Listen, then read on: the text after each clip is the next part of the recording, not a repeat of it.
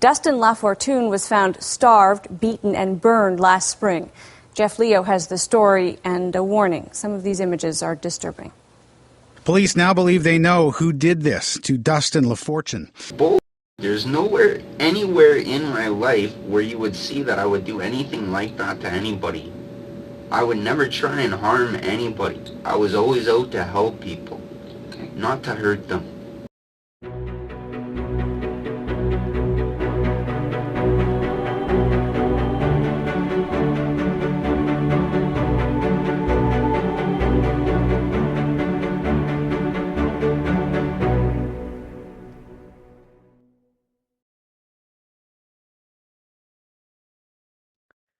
In April 2010, at a hospital in Regina, Canada, a man was rushed into critical care, weighing only 85 pounds. His body was covered in burns and other injuries, and his face was swollen and bruised. Unable to speak, he couldn't tell anyone what had happened to him. He had been dropped off at the hospital by a man claiming to be his cousin, who left without any explanation. Shortly after being admitted, his condition worsened, and doctors worked frantically to keep him alive. No one could have imagined the nightmare that had led to his suffering. The man's condition was so dire that the hospital staff immediately contacted his next of kin. He had been placed on life support in the emergency room, his survival uncertain. When his family received the call, they were terrified, but also relieved. Just 2 months earlier, they had reported him missing, fearing the worst. Now they had answers, though the sight that awaited them would be nothing short of devastating. I release new true crime stories regularly, so if you enjoy this type of content, please consider subscribing to the channel. Your support means a lot. Now let's find out more about this man and how he ended up at the hospital, clinging to life. Dustin LaFortune had a creative streak from an early age. As a child, he loved drawing cars, wildlife, and aliens, often filling sketchbooks with his work. In the winter, he turned to ice sculpting, creating intricate designs in the family yard. As he got older, Dustin enjoyed fishing trips with his cousin, watching Colorado Avalanche hockey games, and tuning into episodes of Nova, the science show. His interests reflected both his creativity and curiosity, leaving a lasting impression on those around him. In 2008, Dustin moved from Winnipeg to Calgary with a man named Dustin Paxton. The two had plans to start a moving company together, which they called Two Guys in a Truck. They moved in together, eager to launch their new business. But trouble started almost immediately. During a minor incident where Dustin accidentally knocked over a chair, Paxton's temper flared. He began beating Dustin, using a steel-toed boot slipped over his hand as a weapon. That moment marked the start of an escalating cycle of violence. The attacks became more frequent and more brutal, often sparked by the smallest mistakes. Dustin believed the unrelenting abuse caused brain trauma, leaving him unable to fight back or escape the horrifying situation. Dustin's friend Lindsay would visit their home, and from the outside, everything seemed fine. But Dustin began telling her unsettling things, like how he was only allowed to eat 1 meal a day. These conversations hinted at the control Paxton had over him, though much of the abuse remained hidden. But in September of 2009, Dustin was brought to the hospital with severe injuries so critical that doctors placed him in a drug-induced coma to treat the extensive body and brain trauma. Along with a crushed eye socket, X-rays showed he had multiple broken ribs, breaks in his vertebrae, and lacerations to his spleen, liver, and small intestine. Dustin couldn't speak for himself, so Paxton stepped in to provide an explanation. He told the hospital staff that a freezer had fallen on him, a plausible story given their work with the moving company. By the time Dustin's family learned about the incident, Dustin downplayed the severity, insisting it was just a workplace accident and no big deal. It was a missed opportunity to uncover the horrifying reality of Dustin's life. The truth would continue to stay buried. After his release from the hospital, Dustin grew increasingly distant, offering a range of excuses for why he couldn't stay in regular contact. He told his family that Paxton wouldn't allow him to install Skype on the computer, making it difficult to reach out. Whether these excuses were part of Paxton's control or a desperate attempt by Dustin to shield his family, the result was the same. He became more isolated, and the abuse he endured remained hidden from those who cared about him most. Dustin and Paxton would soon relocate from Calgary to Regina, a city approximately 472 miles or 760 kilometers away. No one in Dustin's family knew about the move, adding another layer of distance between him and his loved ones. But when Dustin didn't show up for his cousin's wedding, his family's concern turned to alarm. His cousin was his best friend, and missing such an important event was completely out of character. Convinced something was wrong, they filed a missing persons report. On April 14th, Dustin's friend Lindsay received a message from Paxton.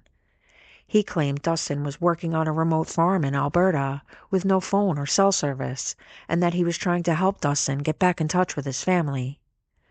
Lindsay relayed this information to Dustin's parents, offering a glimmer of reassurance. However, the relief was short-lived.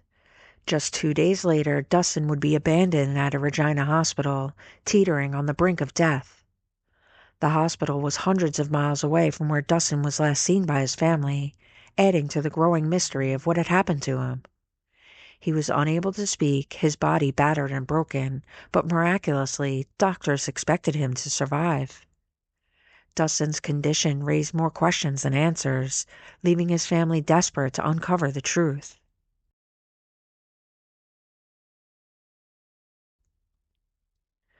The extent of his injuries was almost unbelievable. Portions of his tongue and bottom lip were cut off, he was missing teeth, and his face was smashed up.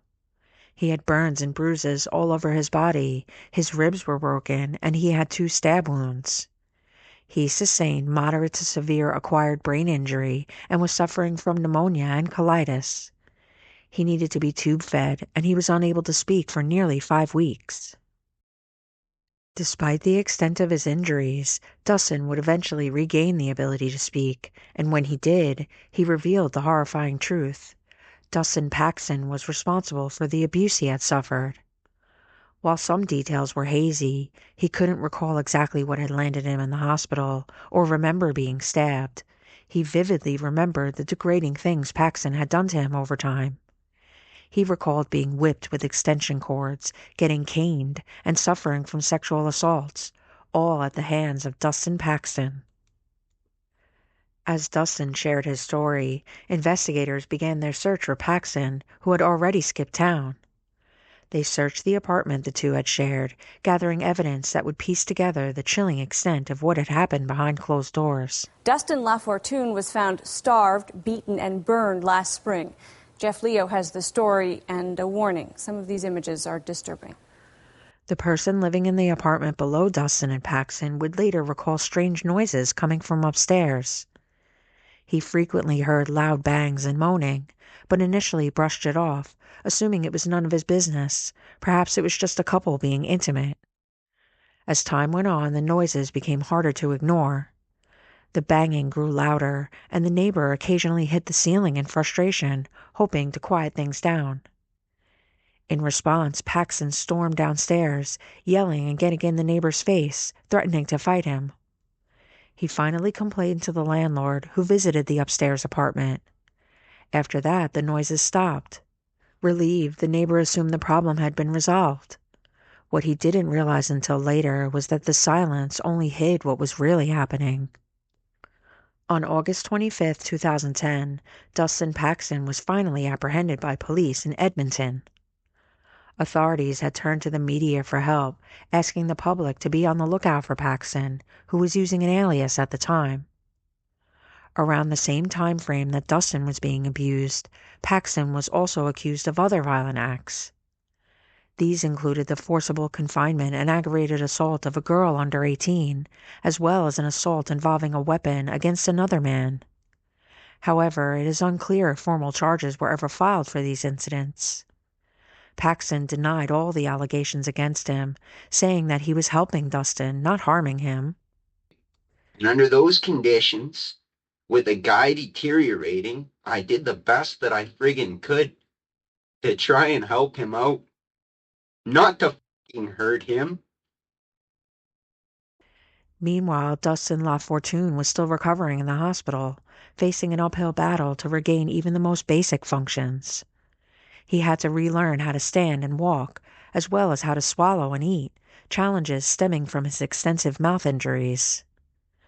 To rebuild his memory, organization skills, and orientation, he underwent rigorous mental exercises and quizzes. Occupational therapy sessions helped him relearn personal hygiene tasks, restoring fragments of his independence.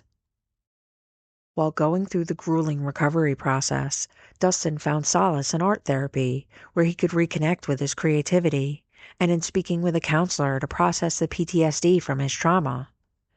As part of his healing journey, Dustin also participated in smudging, a cleansing ritual rooted in his indigenous heritage.